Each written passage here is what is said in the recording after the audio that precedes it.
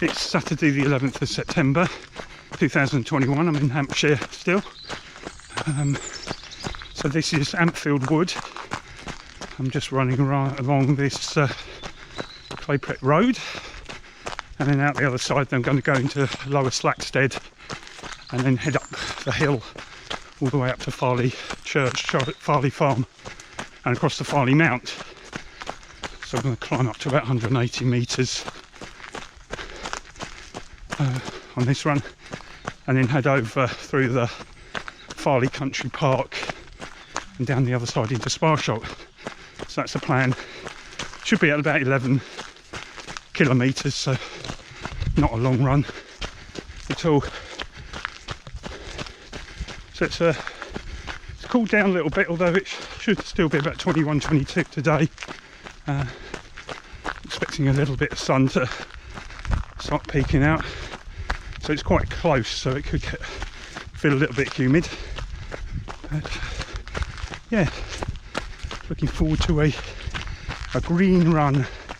So this is mostly trails. It's just when I get to Lower Slackstead in a minute, that climb up the hill, there's only one way up really from here, and that's up on the little country lane. I think that's a bit over a mile. I don't think it's quite 2 kilometres, but it's certainly kind of 1.5 plus kilometres up there. So I've reached the lane to Farley Church, which is just down there. I'm heading to Farley Farm. It's actually a little bit further than I thought, so that's a climb of 2.2 kilometres already. It flattens off a little bit here, but there's still a climb into Parnholt Wood. So that wakes you up in the morning, but you actually see it's getting brighter here, a little bit of sun poking through. Clouds look a little bit menacing, but it's not supposed to rain today, or certainly this morning anyway. And it's actually getting quite warm now. So I'm working up a bit of a sweat. Anyway, so this is Farley Farm I'm coming up on shortly, and as I said, into Parnholt Wood, and across to Farley Monument. So I've made it up to the top of beyond Farley Farm into Parnholt Wood, up to the crossroads. So it was about 3.4 kilometres in the end, so all the way up from Lower Slackstead, so about just over a 2-mile climb up there. So this is the crossroads, so I'm gonna head that way, and you know, I've done runs down here. We rejoin the Clarendon Way, and that way is the Monarch's Way.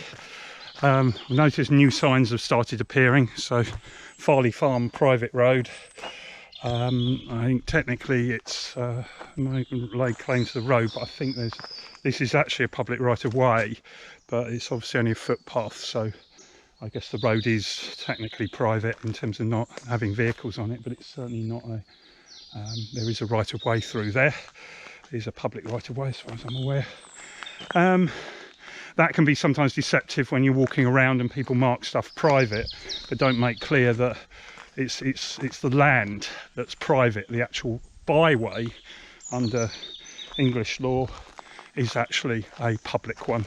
So over here you can see the signs to this byway, which is I think it's technically a byway open to all traffic. In other words, horses and bicycles and everything like that. But this is a footpath that I've just come on. Anyway, I'll stop rambling and I'll carry on now. So a little bit more of a climb, not much of one, really tiny, and then I'm get to Farley Monument. I might just do a quick loop around Farley Monument, and then I'll head down into Sparsholt. So pretty much just feels easy now because I've done the uphill bit, done the difficult first half. So just coming out of Parnholt Wood here into the Farley Mount and Farley Monument area. There's the footpath signs on the Clarendon Way. As I've probably said before, this is the last leg of the Clarendon Marathon, starts just over this hill in a moment. The last 10k, or it's a bit over 10k, isn't it? Because it's a quarter marathon for the relayers who start in a moment, and that will take place at the start of October. And I don't think I'm going to be able to make it, so booking's almost closed. So I'm sorry to say I'm not going to make it. I'll be in the Netherlands, and then I'm hoping I'll be back in the UK the following week into mid-October. Still trying to confirm that at the moment. So just a note on that, I'm flying back to the Netherlands tomorrow on the Sunday. Have to book a COVID test. Britain, UK is a country of very high concern for Europe. It's a rather strange grouping of countries until the US joined that list. I think it happened a week ago. UK was one of the few developed kind of European nations on that list. It's been singly picked out for some reason. I think there's a lot of it to do with non-reciprocation of agreements. So the Europeans have just said, right, go your own way. Anyway, on the testing, so I have to deliver a negative test, so either within 24 hours of flying to do a rapid antigen test, a lateral flow test, or a PCR within 48 hours. It is just so difficult to arrange that and get it guaranteed. So we booked in at the airport before we fly for one of their tests, which they say they turn around in 15 minutes. It's not just the test result, you need the certificate, which is why unfortunately they've never done approval here using the NHS tests, which are free. When you're travelling outside of the UK, you have to use private testing, and the same when you come in. So when you have to do day 2 and quarantine checks on day 8 and day 5, all those have to be privately purchased. That's in contrast to Netherlands. When we land, we have got a quarantine exemption, but we will still self-isolate and be careful. But the testing there they do on day 5 and day 8, you can arrange through the KKD, the public health authorities, which is free. It's seen as a safety issue from the Dutch point of view, so don't start charging, because it will mean people try and skip it, and it also means that the authorities have the public health authority has a proper record of your testing. And it's actually the same for flying out. So when we fly back in October, we should still qualify for a free travel test. A little bit of a breeze up here, running around the monument itself. There's the view down. So just a quick update on the coronavirus figures. They pretty much stayed the same recently, slight upward trend as school children go back to school, but that has resulted in bigger increases in Scotland, Wales, Northern Ireland, and Scotland's particularly, I think, due to this thing would seem to be because the school children go back earlier there. They went back in August, whereas certainly for England and Wales the children were going back in the last week.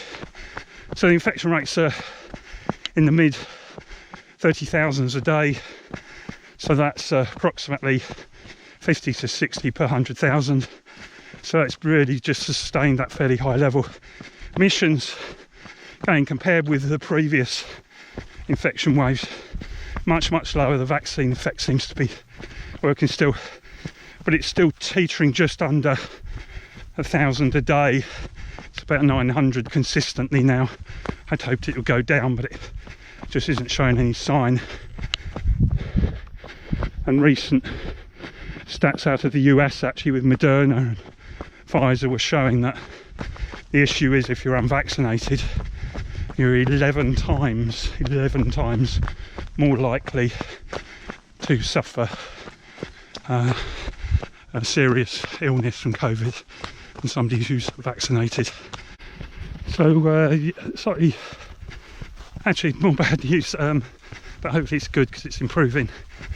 Tom, my nephew's got COVID last week, and he's been pretty ill by the sounds of things, but at home, so he hasn't been serious. And Paige has also been ill as well, his partner. So yeah, lots of love to Tom and Paige, and to little Ronnie, who apparently seem to have some effects, but babies tend to, it's amazing how it kind of passes young children and babies by, this virus, with very little effect. So keep my fingers crossed that you're all going to have a very quick recovery from that. So not very nice, but so many people have been infected now. On the good side, I think because of that vaccine effect, getting 2 vaccines, particularly for Delta, then it is keeping those inpatient numbers, so slowly things are turning back to normal. Although I personally still don't want to go and sit in a restaurant. I have eaten out quite a lot recently, but it's all been outside. So I have to see if a lot of places have adapted so well and provide outdoor areas and blankets and heaters when it gets cold, things like that. So hopefully that's a positive thing. And this travel ability, although as I always moan about the testing, I think that's necessary. It's all the money and administration that's time consuming. The travel is opening up now, so we are hoping that we can come back and not have to leave it like we just did for a whole year before we see our family. After all, we're only a 45-minute flight across quite a narrow strip of water from family. It just seems so restrictive. Anyway, that's a good thing that we hopefully make it back on a more regular basis. This is the Farley Mount Country Park that I'm coming into now.